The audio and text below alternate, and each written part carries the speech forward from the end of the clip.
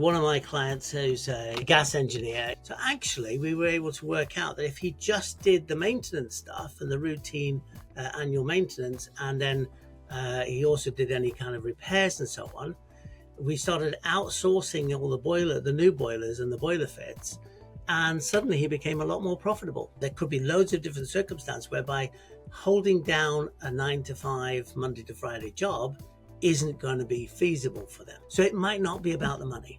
It might be about actually our lifestyle. This is the Field Rocket Podcast. I'm your host, Tulloch Priest, and today we're joined by Doug from ETC Limited. Doug is an executive business coach who specializes in helping businesses improve their profits. Welcome to the show. Hi, how are you?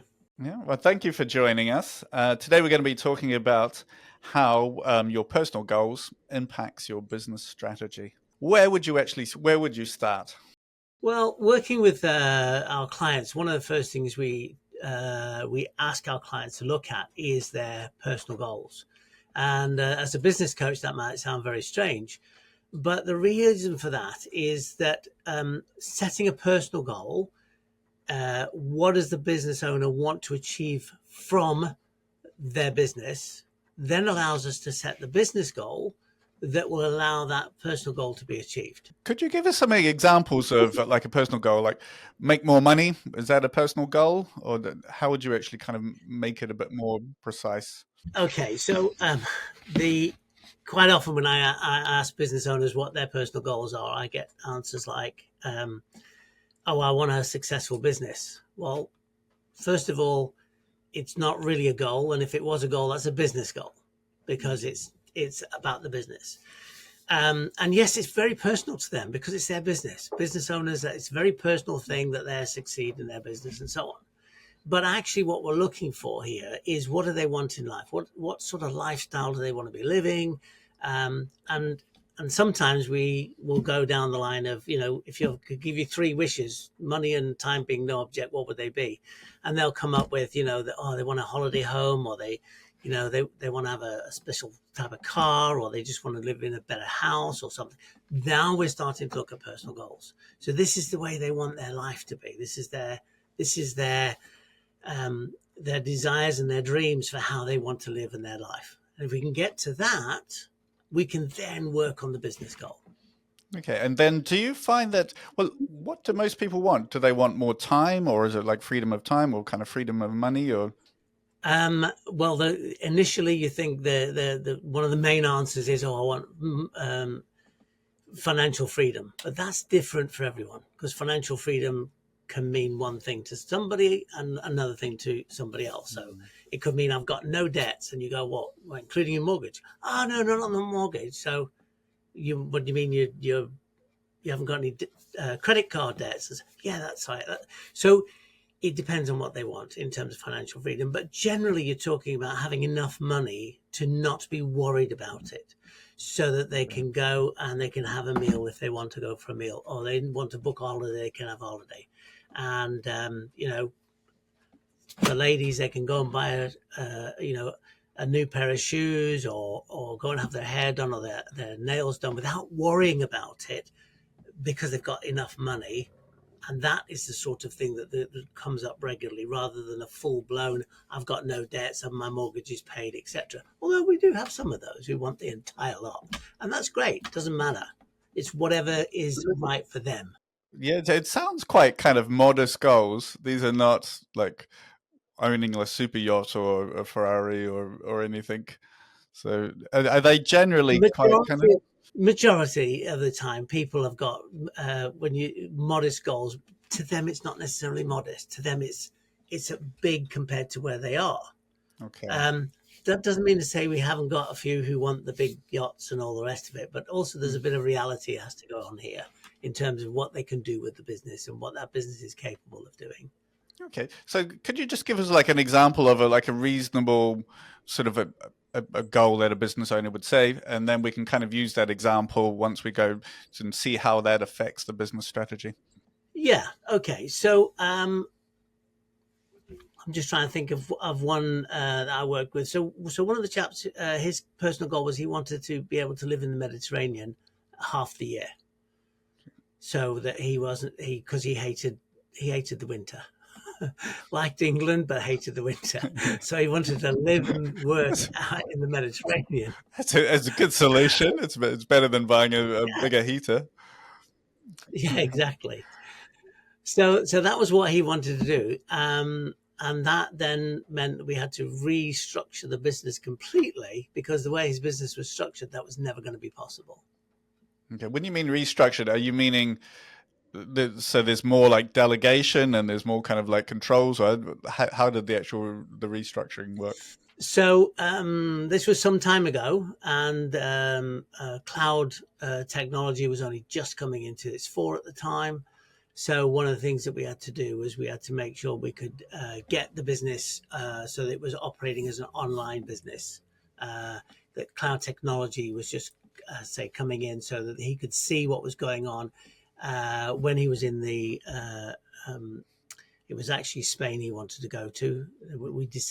It was a case of the Mediterranean was a big place. Where do you want to go in the Mediterranean? So we ended up with Spain. So when he was over in Spain, he could actually have access to what was going on in the business. The second thing was is that he couldn't be the one doing all the delivery. So the delivery aspect of it had to be we had to get other people doing the delivery. So when you mean delivery, like if you were like a gas engineer, you're talking about doing the quotes, actually doing the work, all of those kind of things. I'm guessing. Yeah. So doing the quotes is the sort of the sales. Hmm. So you got your sales and marketing, which is generating your opportunities, and going out and doing the quotes. Once that's been accepted and you now have a customer, you have to deliver. So it's the actual um, technical aspect of putting a new boiler in or rewiring a house or whatever it is. Yeah. So if you are the one doing the delivery, then you have to be hands on. You have to be facing the coal face, so to speak. If you want to be away from the business and spending time away from the business and overseeing it, you can't be the one doing the delivery unless you can do it online. But for a tradesperson, you're going to have people employed to do the work for you. Whether that's subcontracted or salaried, that's another question. There's different ways of managing that employment. Hmm. Okay, so in the end, you restructured it. What kind of like controls did you put in place? Because if he's not physically present, how do you actually make sure the work is getting done, the customers are happy? So this is all around process. So making sure you've got process in the business so you can see what's happening. And one of the things that we needed to do was to make sure that the as the work was being done, it was being recorded. So it was going into the system. So it could be onto a platform. It could be onto via an iPad or something, so that it drops into technically it drops into a system, so that when you're away from the business, you can still have access to it. You can still log in and see it because it's all online. Nowadays, technology is amazing. It's come on leaps and bounds, and you can actually be anywhere in the world and see what's going on in your business, provided you've got the technical information being dropped in, and it's so easy to do. You kind of have, you can do that. They can put the information in, but I still feel like you need a bit more control. Like you need some kind of like metrics or scorecard or something to let you know, because you could have gone out, done a landlord's gas, or one of your teammates out doing a landlord's gas safety, but then you don't know if the customer is happy or not. There's some other things in there that need to be controlled as well. How did you actually kind of deal with that?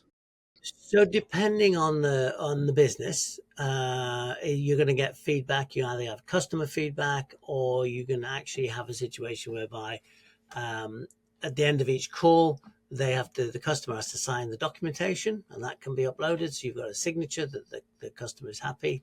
You can have an automated system whereby a survey goes out saying, were you happy with the service? How were was the engineer clean? Did he leave it clean, or was he well mannered? Whatever it is you're looking at to monitor and identify whether the job was done right, you can have that in the survey.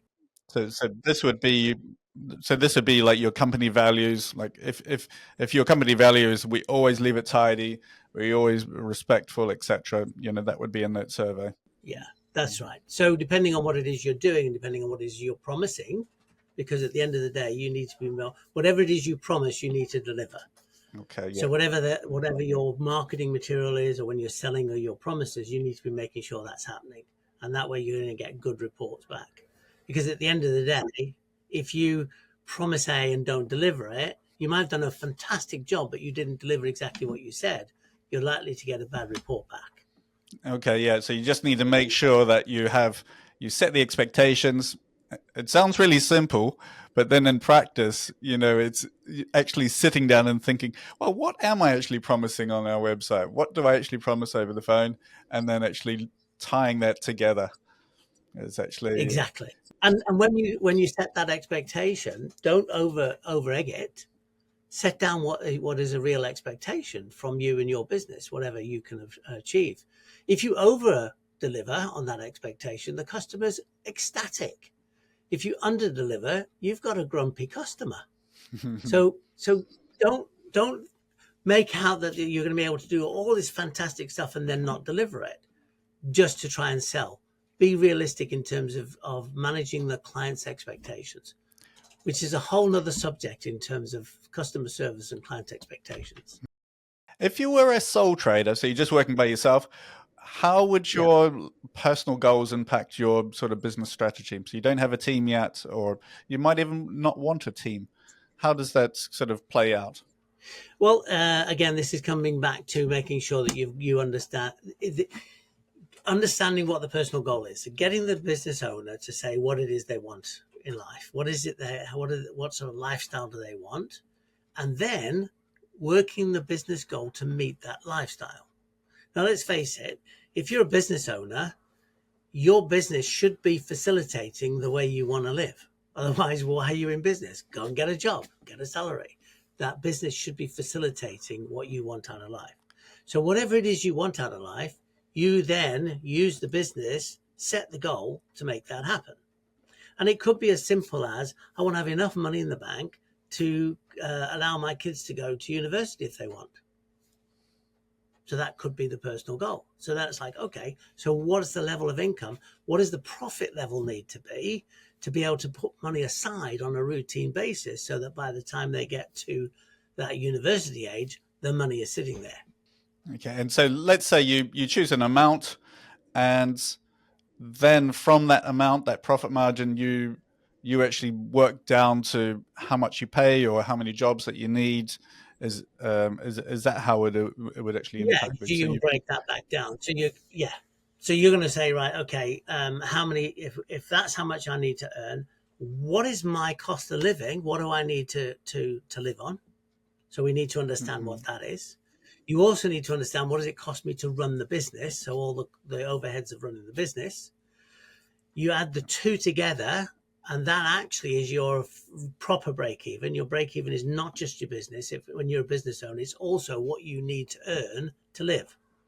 Otherwise, there's no Yeah, point in doing it. So we need yeah, what you learn to live. So that, i.e., what do you need to take out of the business? Maybe that's $3,000 a month. So if that's $3,000 a month you need as a salary, then you pull that out as a salary, and you need another $3,000 to run your business with your insurances, your vehicles, all the other stuff. So $6,000 is actually what you need to make. Anything above $6,000 starts to create profit. So then you can work out, okay, what's your average client? So what's your average sale? So whatever it is you're doing, whether you're installing boilers or you're just doing rewires or helping house renovations or whatever it is you're doing, then you can start looking at what your average sale rate is. You can then say, great, well, we need 20 customers a year or 20 customers a month or whatever that figure is. Doesn't matter what the figure is, but you've got to know what it is. And that helps you drive your sales then. But also, you can actually work on increasing your profit, which I'm sure we're going to cover in another podcast, but all about profitability within the business depends hmm on how you're costing it. So you can then build that in and start looking at, actually, I should be making more money from each job because I haven't got the time to do more jobs, but I need more money. Therefore, I need to make more profit on each job in order to be able to start putting money aside so that over the next 10 years, I've got that money in the bank to support my kids when they go to university. Yeah, it kind of all comes together. And it would also kind of control which services you offer and actually give you a kind of a sense, is this the right service I should be doing? And then you'd be looking at your, your area as well, because you can only drive so far. Like if you're a sole trader, you can only go so far. You need to actually look at your area and find out, what kind of customers are there, what kind of service I can offer, and actually what the prices and stuff that I need to be charging. Yeah, absolutely. One of my clients who's a gas engineer, he was doing boiler fitting and anything he could possibly do. And actually, what we identified was doing the maintenance on the annual maintenance on the gas boilers and gas fires, etc., were far more profitable than fitting new boilers.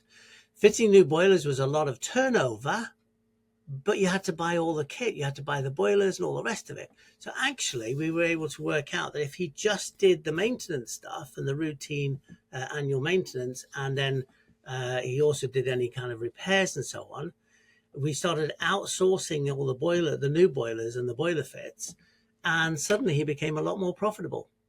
And actually, he went down to 4 days a week in terms of working. He didn't need to work 5 days a week. Okay, so without actually working out where the profit's coming from, and actually, yeah, I can definitely see that, because if the challenges with installing boilers is that, it's a big job. It might get, if it overruns, there's a bit more risk involved, or it gets delayed a day, you kind of lose all of that. But if one service, gets delayed a day, it's not a massive impact. So I can kind of see that you kind of have to. It sounds a little bit like there's a few things kind of interconnected. So you've got your personal goals, and you say, okay, we need this amount, and then you look at your business and say, how can I make this work? How can this actually happen? There's no one answer to it at the end of the day. Your business goals, first of all, you're setting your personal goals to understand what your business goals need to be. Your business goals is only going to be what you're going to end up with. That's what you want to end up with. Now you've got the task of going, well, how are we going to make that happen? And that is a whole system of things throughout the business. It's not one thing or another. You've got to have the right marketing. You've got to have the right sales. You've got to do the delivery, and the delivery has got to be in the right manner so that you're making profit. You've got to manage your finances. You don't want to be overspending. So running the business is not just one thing. It's you. And if you want to improve your business, you don't just improve your sales or your marketing or your operations. You have to improve the business across the board. But the starting point has to be the goals, because otherwise you don't know where you're going. Yeah, if you're running a business and you're not getting at least twice as much as you would do as an employee, running a business there's extra risk, there's extra hassle. Uh, you know, you could be better off just employed. I would say that sometimes it's not about the money, though, because there are people who want to be self-employed because they hate being told what to do. So Okay. they don't want to work for somebody else. You also have a situation whereby they may have personal circumstances around looking after parents, I know, disabled children, whatever. There could be loads of different circumstances whereby holding down a 9 to 5, Monday to Friday job isn't going to be feasible for them. So they're going to have to run their own business to give them the flexibility that they need in life. So it might not be about the money. It might be about actually a lifestyle. Okay. Yes. No, that's a good point. Well, it kind of nicely comes back to that personal goal. So until you actually get those personal goals, you can't actually work the rest of it out. Exactly. Yeah. Yeah. And everything flows from there if you want to do it. Okay, that was very good. Thank you very much for your points there, Doug. And this is Doug from ETC Limited, and he is a executive business coach helping businesses improve their profit. So thank you very much. Thank you.